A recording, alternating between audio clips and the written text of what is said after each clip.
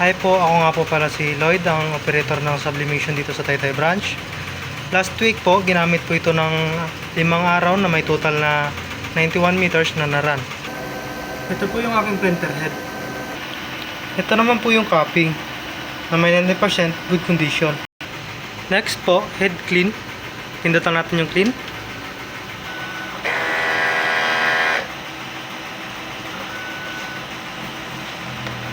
Pagkatapos po mag-head clean, punasan natin yung wiper. Pagkatapos po, nozzle test.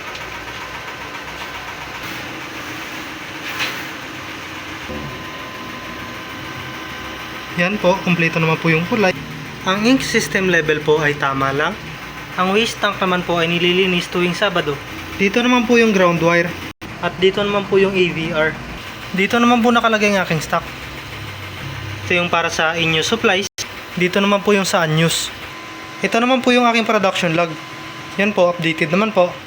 Ito naman po yung sa consumable monitoring. Ito yung para sa cyan, magenta, yellow, black, at subli paper. Dito naman po yung daily checklist. Yan po, updated din po.